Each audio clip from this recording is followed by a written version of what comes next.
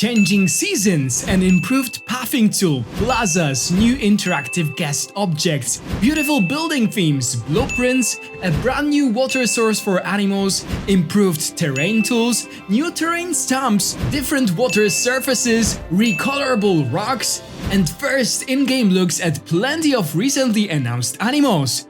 Oof! The brand new feature focus for Planet Zoo 2 is here, and this time it is all about zoo creativity. So let's take a look at all the tools, features and objects we'll be able to use to build the zoos of our dreams. This latest Planet Zoo 2 video is absolutely packed with exciting news for creative players, but I think even more casual players are going to love what is shown here. I'm quite sure that all of these new tools are going to make creating beautiful zoos so much easier than it was in Planet Zoo 1. From the much improved pathing tool that looks very similar to the one from Planet Coaster 2 to new terrain stumps, including the entire landscape stumps featuring hills and valleys. And all the new blueprint options, there is a lot to unpack. Hello guys, this is Cesar Creates and welcome back to my channel. Huge thank you to Frontier for sending me all this information a little early so we can go through everything together. As always, let's start by taking a look at all the animal species we can spot throughout this feature focus. There are 7 species in total, but we can also spot some very sneaky teasers for animals that haven't been officially revealed yet, hidden among the scenery pieces throughout the video. First up, here we have our first in-game look at the recently announced Western lowland gorilla, and I absolutely love this animation of the male pounding his chest. We can also spot a family of meerkats observing their surroundings, as well as the Galapagos giant tortoise enjoying a little shower. Here is the Bozeman's rainbow fish, which was also recently added to the Zoopedia. I have absolutely no idea why it is in the saltwater tank, but let's not focus on that too much, shall we? And here in the distance we can see some tiny penguins, at least I think they are penguins. Are these African penguins? I don't know, but we can clearly see that this penguin species will be able to use the burrows. A huge part of this feature focus also focuses on the mountain hare, which was recently announced. And here is our first in-game look at the Eurasian brown bear, and this baby is just too cute. I absolutely love this model.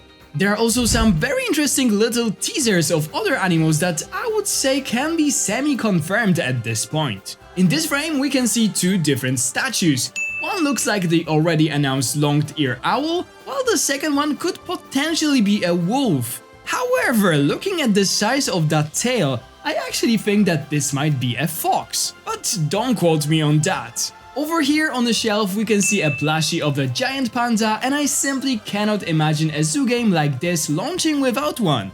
But now things get spicy. Let's start from the top. On this carpet we can see a silhouette of the Indian peafowl, and next to it is an Indian elephant. I think that this is an already confirmed deer, but next to it I'm pretty sure that this is a cougar. And then we have this scenery piece that many of us will remember from Planet Zoo 1, a rhino hat. I am pretty confident that we'll get at least one rhino species in the base game. Here we have some bird statues. One of them is a hornbill, which has already been confirmed. The second one could potentially be a flamingo, but there is also something sitting on that branch, and I have absolutely no idea what it might be. And finally, this eagle right here. I have no clue whether it's an already announced wild-tailed sea eagle or if it could potentially be teasing a bald eagle as well. I guess we'll have to wait and see. But now, let's focus on everything else shown in this feature focus. First of all, we have something completely new to Planet Zoo, our first glimpse at the actual seasons.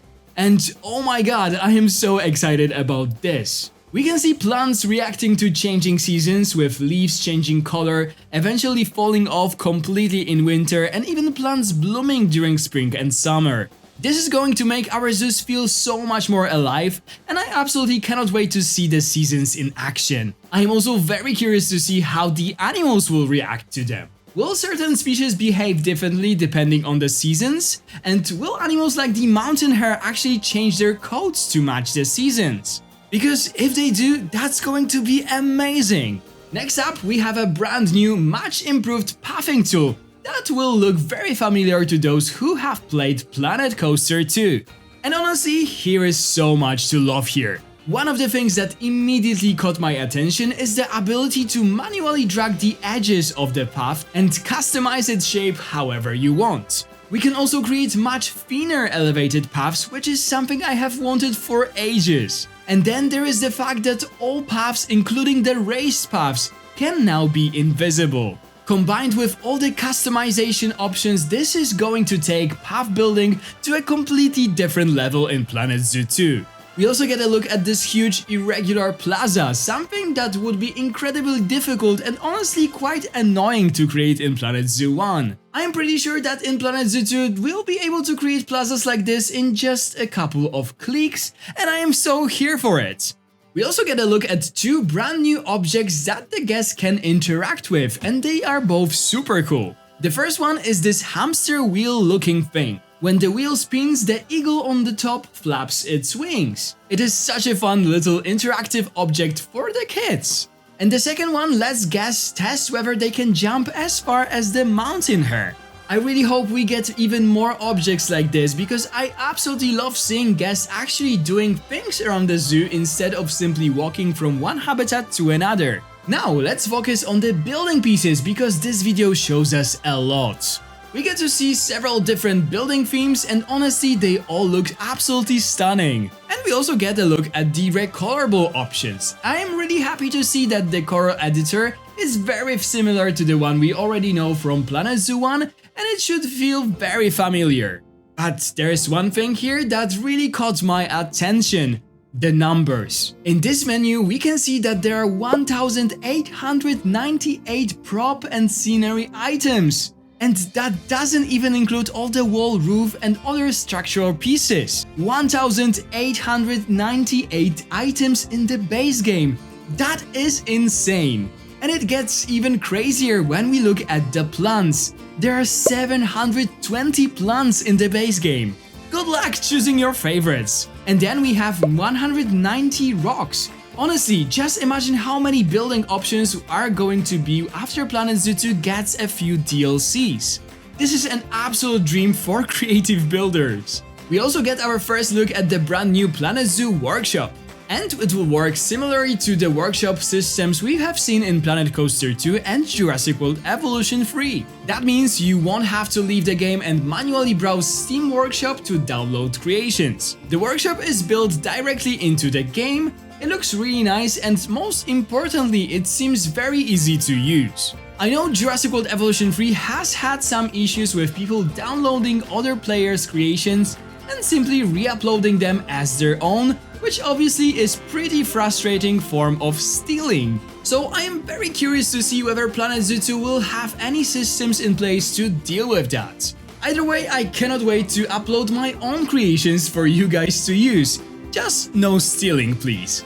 Now, in the mountain hare habitat that they actually create using a blueprint, we can finally get a proper look at what appears to be a brand new water source for the animals. I think we have seen glimpses of this here and there before, but it is probably our cleanest look yet. And it looks so good. No more ugly water pipe. Instead, we get this much more realistic looking water source. And we can also see this flowing water effect here that looks absolutely fantastic. I absolutely love this new water thing. Let's move on to the new and improved terrain tools because there are so many of them. Once again, we can see just how easy it will be to modify bodies of water. Here they expand the water section simply by using the flatten to foundation tool.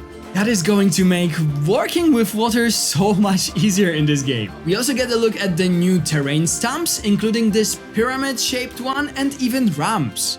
But the most exciting thing is hidden right here. Entire landscape stumps. It looks like there will be pre-made landscapes that we can place with just a single click. Hills, valleys and other terrain formations could potentially be created almost instantly, and this is an absolute game changer.